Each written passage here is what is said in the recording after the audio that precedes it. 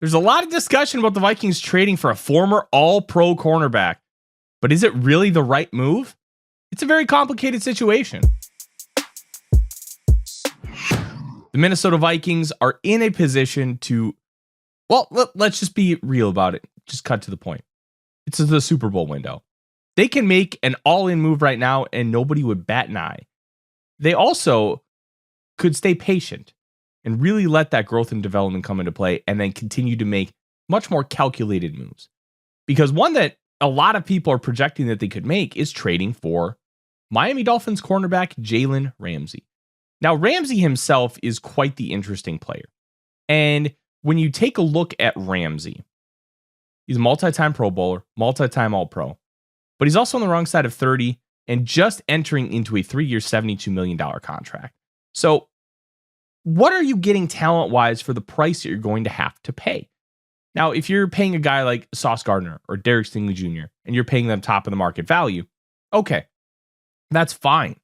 Because when you look at those guys, they're young and they can grow with that contract. You're paying for future. With a guy like Jalen Ramsey, you're paying for the past and you're paying for now. You're not paying for the future. And I think that's where this discussion really lies. So let's just kind of break down the nuts and bolts really quick. If you trade for Ramsey, you're probably going to have to give up a 4th or a 5th round pick per Albert Breer, and you're going to have to absorb a hefty amount of the contract that he has, which if you were to trade for him, you would absorb $21 million in cap hit this season. Not to mention, you have everything in the future. Now, you can cut him after 1 year, but if you're making a trade for him, why would you cut him after a year? That doesn't make a whole lot of sense either. So from the Vikings perspective, is adding a cornerback who's about to turn 31 years old and already on the downslope of his career, because he's certainly not trending upward, the right move for a Super Bowl window? One, you don't have a 4th round pick in 2025. 2, you don't have a lot of cap space right now. You're projected to be at least $50 million over the cap as of this moment. And right now you only have about $5 million in fluid cap space after you consider the money you have to set aside for in-season moves and the practice squad. So is Ramsey really the smart move? Now, adding a cornerback certainly is. You have a lot of question marks after Byron Murphy Jr., and those question marks can come back to bite you.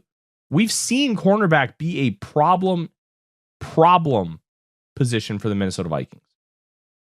But is giving up that kind of capital and cash for Ramsey the right one? I'm very skeptical. Now, it's inarguable that Brian Flores could probably get the max out of him. But do you want to trade draft capital and then also pay that salary? I don't. I'm good. Use that money elsewhere. Find somebody at the trade deadline on a team that's just kaput and see if you can get somebody for a 5th round pick and then use that for that win now window. I'm Tyler Forness with A to Z Sports. Skol Vikings.